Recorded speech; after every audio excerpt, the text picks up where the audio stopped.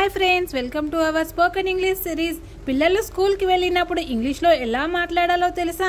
ఈరోజు వీడియోలో స్కూల్లో యూజ్ చేయవలసిన చాలా ఇంపార్టెంట్ ఇంగ్లీష్ సెంటెన్సెస్ని తెలుగులో క్లియర్గా చెప్తాను. పేరెంట్స్ కూడా ఈ వీడియోని చూడండి, మీ పిల్లలకి చాలా యూజ్ అవుతుంది. Okay, let's start.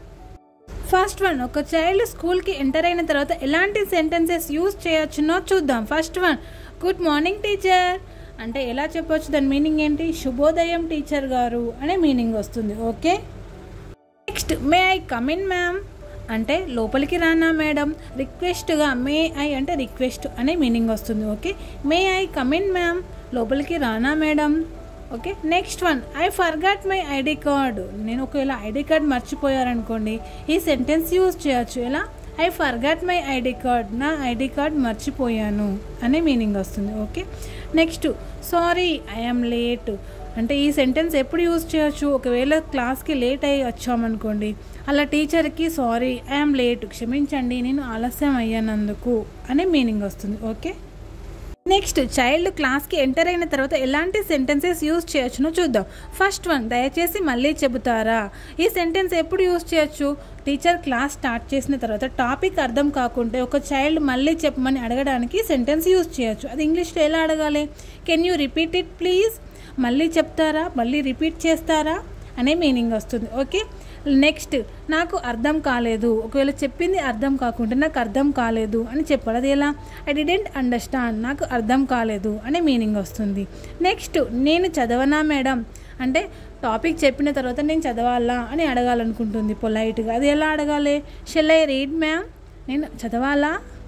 Okay, next one, lunch break టైంలో ఫ్రెండ్స్తో ఎలా మాట్లాడాలో చూద్దాం. ఓకే, ఒక చైల్డ్ ఇంకొక చైల్డ్తో మనం లంచ్కి వెళ్దామా అని అడగాలనుకుంటుంది. అది ఎలా అడగాలి?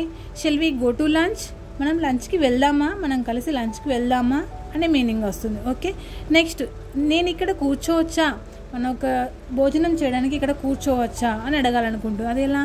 కెన్ ఐ సిట్ హియర్, నేను ఇక్కడ కూర్చోవచ్చా అనే మీనింగ్ వస్తుంది. ఓకే, నెక్స్ట్ లంచ్ తర్వాత ఆడుదాం, మనం ఆడుకుందాం అని చెప్పాలి. అది ఎలా? Let's play after lunch, lunch తర్వాత ఆడుదాం. ఓకే, నెక్స్ట్ వన్, పోరాడకండి స్నేహితులుగా ఉందాం, మనం కొట్లాడుకోవడం వద్దు అని చెప్పాలి. అది ఎలా? డోంట్ ఫైట్ బీ ఫ్రెండ్స్, మనం కొట్లాడుకోవడం వద్దు, పోరాడుకోవడం వద్దు, మనం ఫ్రెండ్స్గా ఉందాం అనే మీనింగ్ వస్తుంది. ఓకే, నెక్స్ట్ లీవింగ్ స్కూల్ అంటే స్కూల్ అయిపోయిన తర్వాత బయటికి వెళ్ళేటప్పుడు ఒక చైల్డ్ ఎలాంటి సెంటెన్సెస్ యూజ్ చేయొచ్చునో చూద్దాం. ఓకే, ఫస్ట్ వన్, బెల్ మోగింది అని ఎలా చెప్పొచ్చు? ద బెల్ హ్యాస్ రంగ్ అంటే బెల్ మోగింది, అయిపోయింది, మనం వెళ్దాము అనే మీనింగ్ వస్తుంది. ఓకే, నెక్స్ట్ ఇంటికి వెళ్దామా, బెల్ మోగింది ఇంటికి వెళ్దామా అని ఎలా చెప్పాలి ఇంగ్లీష్లో? లెట్స్ గో హోమ్, ఇంటికి వెళ్దామా.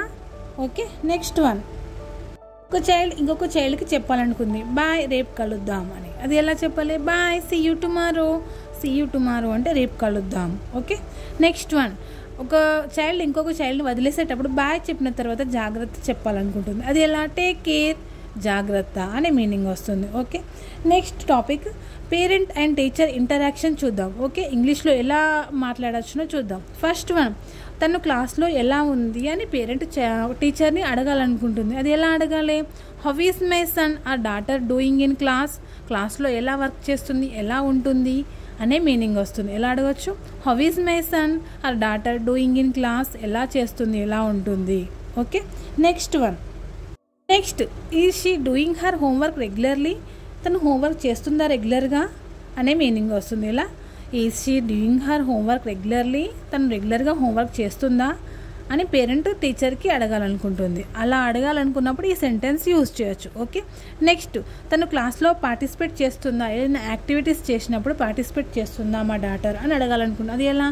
Does she participate in class activities, తను పార్టిసిపేట్ చేస్తుందా క్లాస్ యాక్టివిటీస్లో అని మీనింగ్ వస్తుంది. ఓకే, సో ఫ్రెండ్స్ చూసారు కదా, స్కూల్లో ఇంగ్లీష్లో ఎలా మాట్లాడాలి అనేది చిన్నపిల్లలకి పేరెంట్స్కి యూజ్ అయ్యే సెంటెన్సెస్ని ఈరోజు నేర్చుకున్నాం.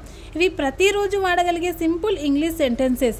ఈ వీడియో కనుక మీకు నచ్చితే లైక్ చేయండి, షేర్ చేయండి. ఇంకా ఎలాంటి టాపిక్స్ మీకు కావాలో కామెంట్లో చెప్పండి. Okay, see you in the next episode. Thank you for watching. Okay, bye bye.